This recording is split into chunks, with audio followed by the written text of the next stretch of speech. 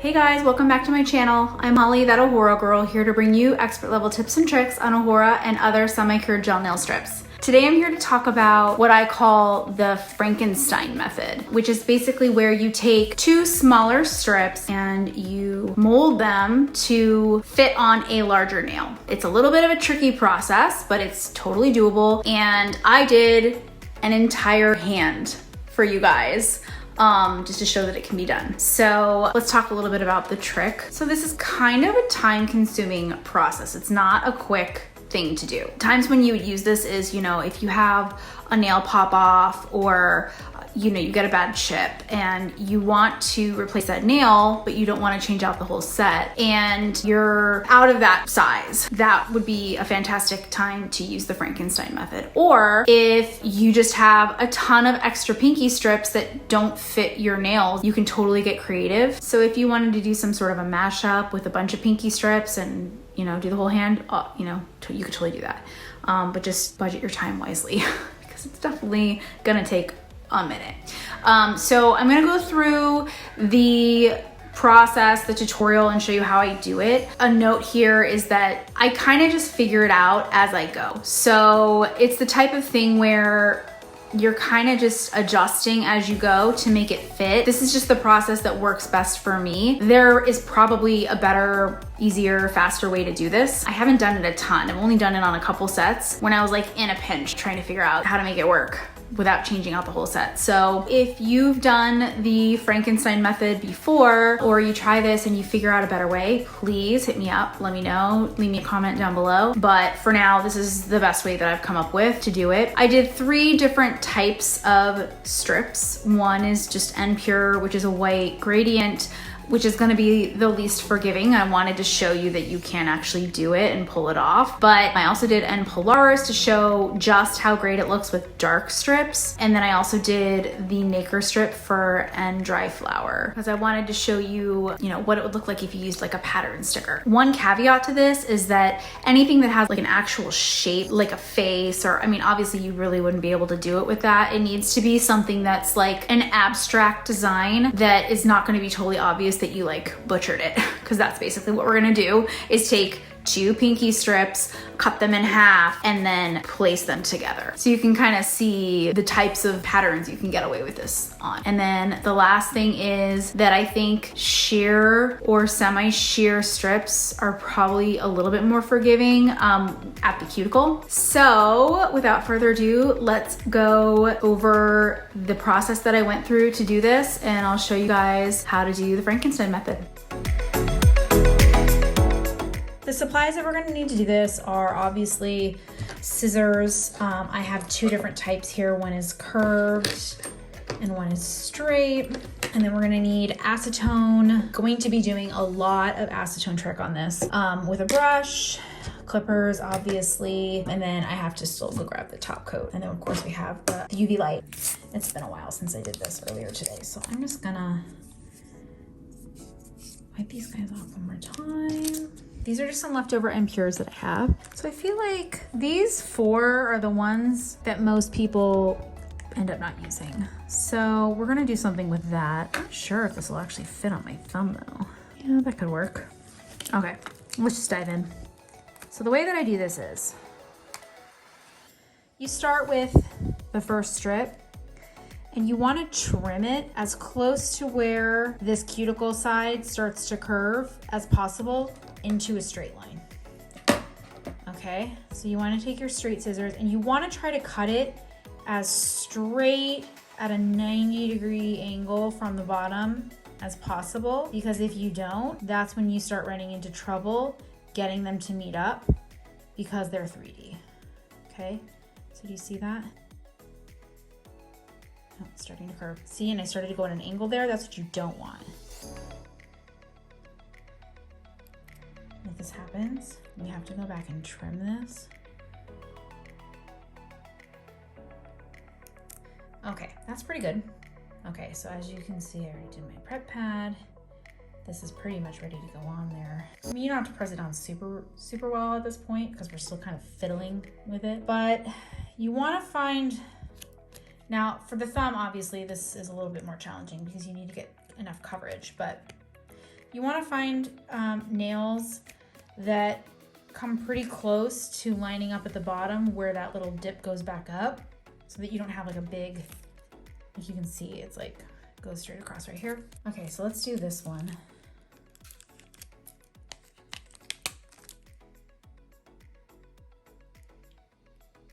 So you're just gonna gently touch it on there. And then you see where it's overlapping, those are the areas that you're gonna trim. So you can see right there, and you just wanna very slowly, gradually chip away at it in as straight a line as possible. And you might have to kind of like, see, right there is the seam. So I gotta trim a little bit more off.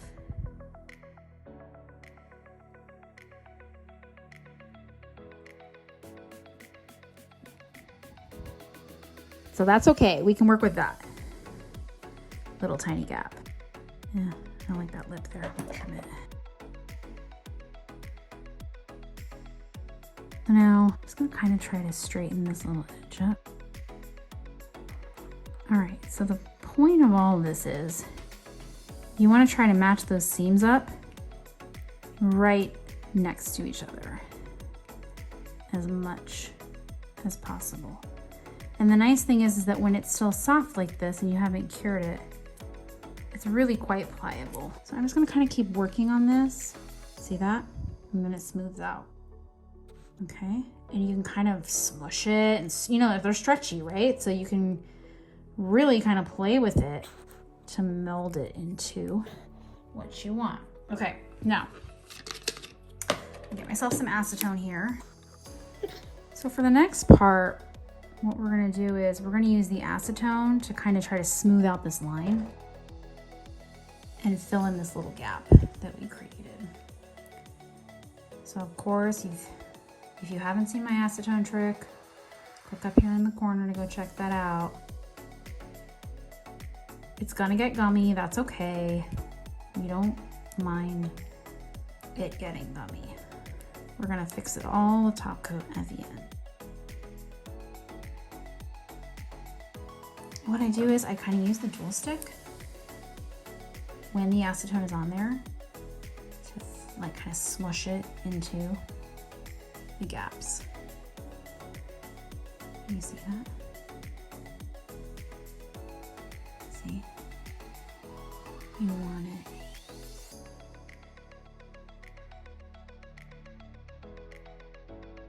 See that?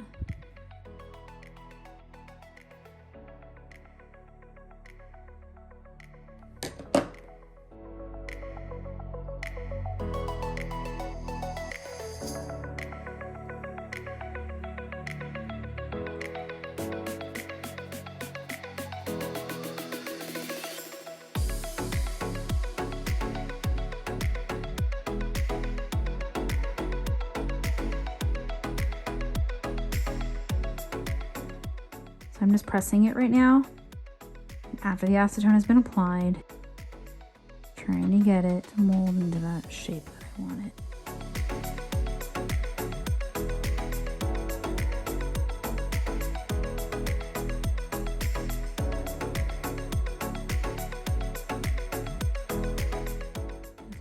Push here. So I'm gonna plug this guy in. All right.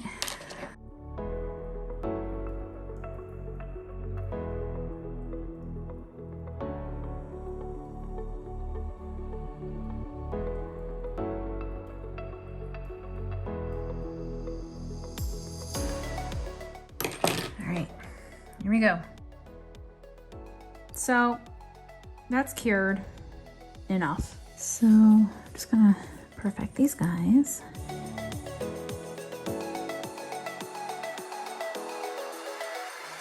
If there's any really noticeable texture on top, you can file that too. Mine's not too bad. Okay, now let's do our top coat.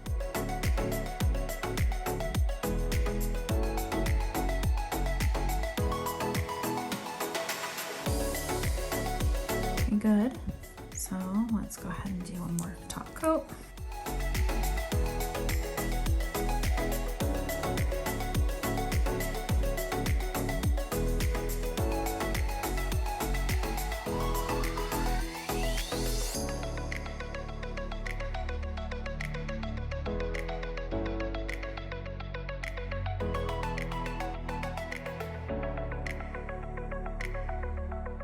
this one actually looks better than the first one I did.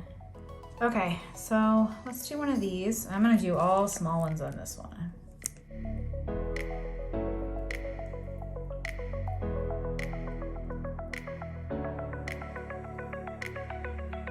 All right, so then we're gonna make this one work because let's just pretend we only have pinky strips to work with. I'm gonna place this one down. You see the same. This one's got some sheerness to it. It's probably gonna be a little bit easier to work with.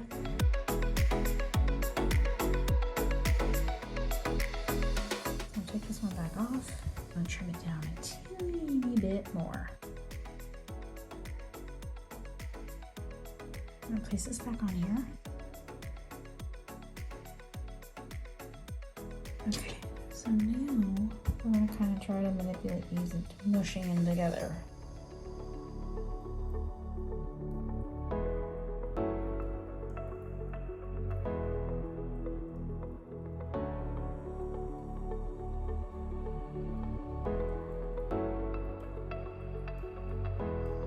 So as you can see, that took way less work than the white one because obviously this is, I mean, you have so much, the gradient you have to blend, it's all solid, so any sort of imperfection is gonna stand out. This, a lot easier to work with. So I'm just gonna do a little bit of acetone trick on the cuticle.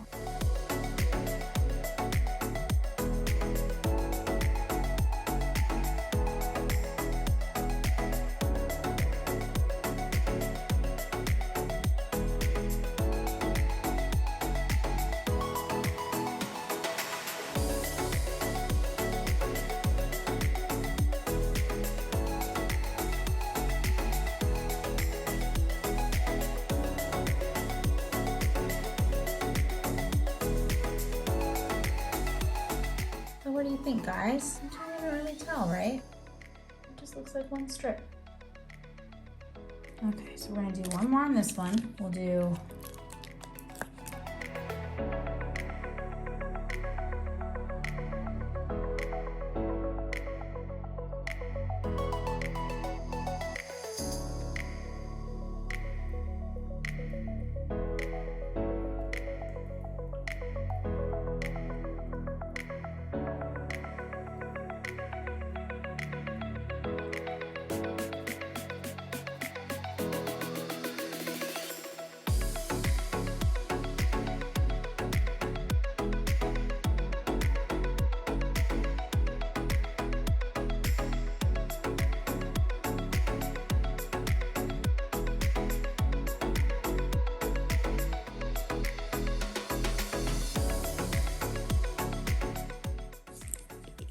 I'm gonna use cuticle oils to finalize,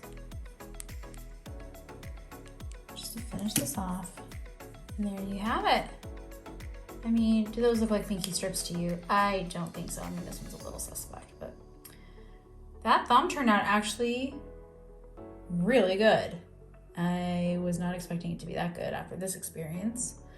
I just didn't try hard enough, obviously. I mean, unless you're like inspecting it up super close, you would not know, right?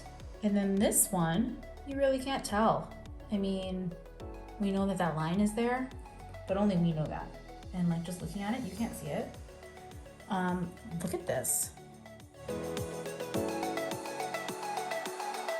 Okay, so now that we're all done with that, let me show you what these look like close up, because I feel like for the most part, you really can't tell. If I look very closely, I can see like the line of demarcation, but who's looking that closely at your nails? Nobody. So you can definitely get away with it. And this is one of those things where I just feel like, you know, practice makes perfect. I mean, I started out on the index finger and then did the pinky just to test those two before I started the process of filming it. And literally every nail that I did throughout the process, I did a better job than the last one. So just keep playing around with it. One of the great things about this is that it can save you a little bit of money if you're in a situation where you weren't using those pinky strips before, now you can. And I love that. So anything we can do to make this hobby more economical is great in my book. So thanks so much for watching. If you have any questions or thoughts on this, leave me a comment down below. Next up, I have a Zinni pin application tutorial coming your way. So if you don't want to miss it, if you haven't already, make sure to subscribe to my channel, click the notification bell so that you get a heads up when I post something new.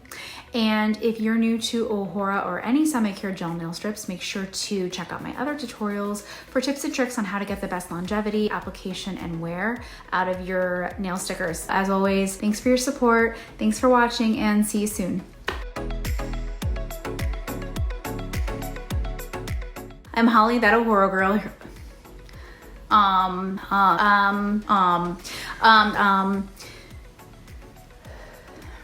New. How to get the best on how to get the best. Thanks for your support. Thanks for watching. And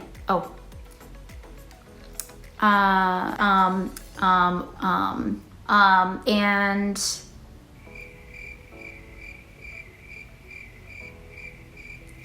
see you soon.